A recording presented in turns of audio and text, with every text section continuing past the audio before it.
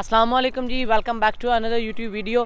तो आज की वीडियो में मैं आपसे डिस्कस करने वाला हूँ कि यूके के आजकल हालात चल रहे हैं ना फॉर इंटरनेशनल स्टूडेंट्स, उसके बारे में। तो बेसिकली इस वीडियो में होंगे 5 पॉइंट्स जो स्टूडेंट से रिलेटेड ही होंगे। फर्स्ट पॉइंट होगा इन्फ्लेशन के रिलेटेड, सेकंड पॉइंट होगा अकोमोडेशंस के related, third point is about jobs, fourth point is about university and fees, fifth point is about your decisions के आपका क्या डिसीजन होना चाहिए इन सब पॉइंट्स को कीप इन माइंड रखते हुए। वैसे तो मैं हमेशा कोशिश करता यही हूँ कि मेरी वीडियोस में कोई ऐसी नेगेटिविटी ना मैं फैला रहा हूँ, मतलब कोई नेगेटिव बात ना कर रहा हूँ, स्टूडेंट्स को डीमोटिवेट ना कर रहा हूँ। ऑलवेज़ पॉजिटिव पॉइंट आपके सामने रखता हूँ, आपको मोटिवेट करने की कोशिश करता हूँ। बट यार जो एक्चुअल कंडीशन चल रही है वो तो एक हकीकत है ना, उसमें तो कोई शक ही नहीं है ना। तो पहला पॉइंट जो है ना वो है इन्फ्लेशन का।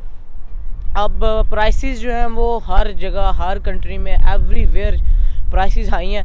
अब इसका स्टूडेंट्स पे क्या इफ़ेक्ट हो रहा है? स्टूडेंट्स पे जो मेजर इफ़ेक्ट है ना, मेजर इफ़ेक्ट इन्फ्लेशन की वजह से वो ये चल रहा है कि अकोमोडेशंस के जो प्राइसेस हैं ना, अकोमोडेशंस के जो रेंट्स हैं वो ज़्यादा हो गए हुए हैं। अब वो ज़्यादा क्यों हो गए हुए हैं? बिकॉज के स्टूडेंट्स इतना ज़्यादा आ गया हुआ है, स्टूडेंट्स काफ़ी सारे आए हुए हैं, जो कि एक अच्छी बात है यार। आप आए हैं, हम आए हैं, तो अच्छी बात है, स्टूडेंट्स आए हैं। अब अकोमोडेशंस की डिमांड जो है ना वो बहुत ज़्यादा हो गई है। जब डिमांड ज़्यादा हो जाती है किसी चीज़ की तो ज़ाहिर है उसकी प्राइसेस भी अप हो जाती हैं। और इन्फ्लेशन की वजह से जो कि इधर के लैंडलॉर्ड्स हैं उनको पता है कि यार एवरीथिंग इज़ एक्सपेंसिव, तो वो भी क्या कर रहे हैं, वो प्राइसेस, एक तो ये पॉइंट है कि इन्फ्लेशन है, उधर से प्राइसेस बढ़ा रहे हैं। दूसरा ये है कि स्टूडेंट्स भी ज़्यादा हैं, उनकी नीड है, तो उधर से भी प्राइसेस, मतलब ये दो रीज़न्स की वजह से अकोमोडेशंस के जो प्राइसेस हैं ना वो तो आप गए ही गए हैं। उसके साथ साथ अगर स्टूडेंट्स को देखें तो वो स्टूडेंट जो आते ही गाड़ी ले लेते हैं, पेट्रोल जो मेजर उनकी कंजप्शन होती है, बिकॉज उन्होंने डिलीवरीज़ करनी होती हैं, उन्होंने सिक्योरिटी जॉब्स करनी होती हैं, तो दूसरा एक्सपेंस उनका ये होता है। बाकी जो एक्सपेंस होते हैं खाने पीने के, आपके जो मंथली एक्सपेंस होते हैं, वो उन पे इतना अफेक्ट नहीं करता, बिकॉज हम तो अकेले होते हैं ना, स्टूडेंट्स अकेला बंदा होता है, फैमिली वाला नहीं होता। जो होते हैं ना डिपेंडेंट, उनको भी इतना फ़र्क नहीं पड़ता, बिकॉज वो 2 होते हैं मैक्स या 3 होते हैं, तो उनको भी फ़र्क नहीं पड़ता। वो लोग जिनकी मॉर्गेजेस हैं, जो इधर जिन्होंने मॉर्गेजेस पे करनी होती है 500-600 मंथ, उसके बाद बच्चों के खर्चे, स्कूल के खर्चे, वैन्स के खर्चे, तो ये मिला के इन्फ्लेशन का ज़्यादा इफेक्ट जो है ना वो इधर के रेजिडेंट्स को हुआ है। अब बात करते हैं सेकंड पॉइंट के रिलेटेड। सेकंड पॉइंट हमारा है अकोमोडेशंस। अब जिस वक्त मैं यूके में आया था 1 ईयर अगो, दिसंबर में जब मैं आया था, उस वक्त जो नॉर्मल अकोमोडेशन आपको मिल जाती थी ना, वो मिलती थी, जो लोकल अकोमोडेशंस की बात कर रहा हूँ मैं, ये जो है कंपनीज़ की बात नहीं कर रहा। और जो लोकल अकोमोडेशन जो मिल जाती थी ना वो 250 to 300 तक मिल जाती थी। बट नाउ अ डेज़ क्या है कि 350 to 400 या 300 to 400 तक जो है ना सिंगल रूम अकोमोडेशन आपको मिल रही है विद शेयरिंग, अगर वो घर है तो सिंगल रूम 300 to 400 शेयरिंग में आपको मिल रहा है। अगर आप स्टूडेंट आ रहे हैं ना तो इतने में रूम मिल रहे हैं, और वो मिल भी बहुत मुश्किल से रहे हैं, बिकॉज के पहले ही काफ़ी सारी अकोमोडेशन जो है ना वो ऑक्यूपाई कर ली गई हैं, काफ़ी ज़्यादा बुक हो गई हैं। लेकिन अगर आपको मिल रही है तो वेल एंड गुड, अगर आपको नहीं मिल रही तो अभी भी अम्बर स्टूडेंट्स के ऊपर मैं चेक कर रहा था, उनके पास प्रॉपर्टीज़ अवेलेबल हैं।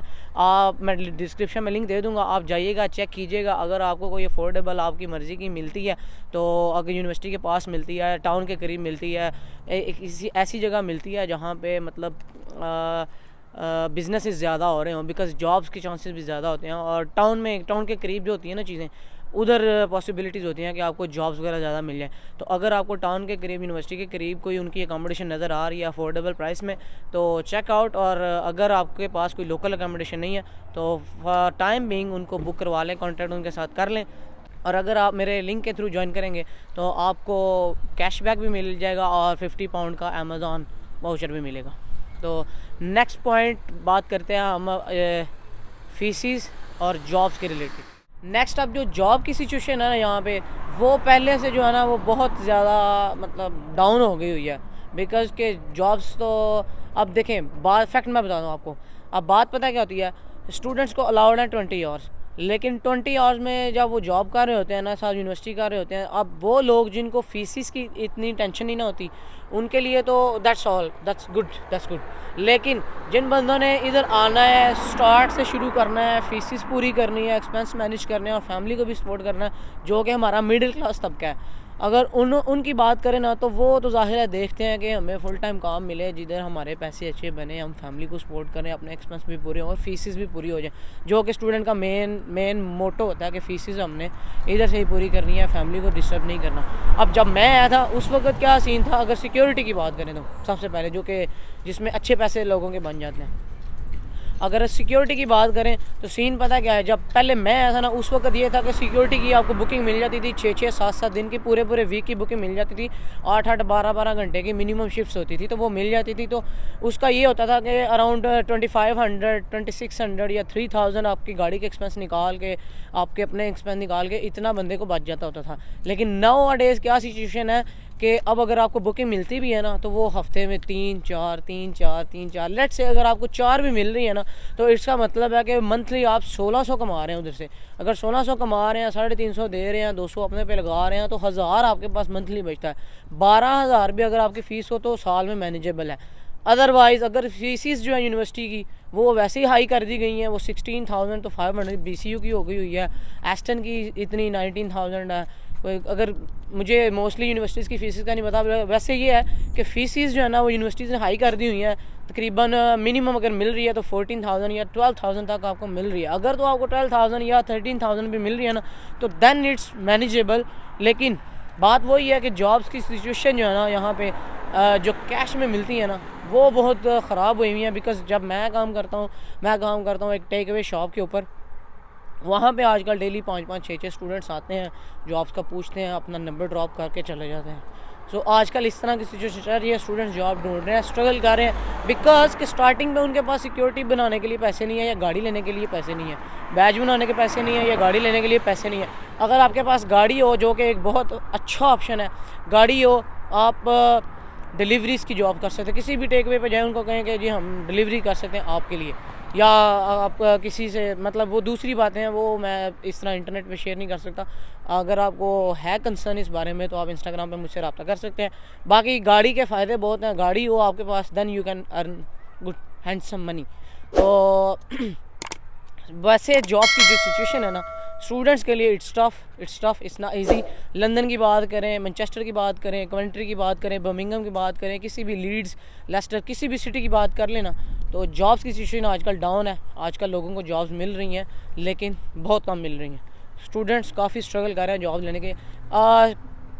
तो इसीलिए क्या कर रहे हैं ज़्यादातर स्टूडेंट्स, वो कंस्ट्रक्शन का एक बैच बनता है, वो बनवा के कंस्ट्रक्शन वाले के लोगों के साथ जा रहे हैं, जो कि एक स्किल भी है। ठीक है, स्किल आ जाए, बंदा अपना काम शुरू कर लेता है। फोर्थ पॉइंट जो है ना, वो हमारा है यूनिवर्सिटीज़ के रिलेटेड और फीसिस के रिलेटेड।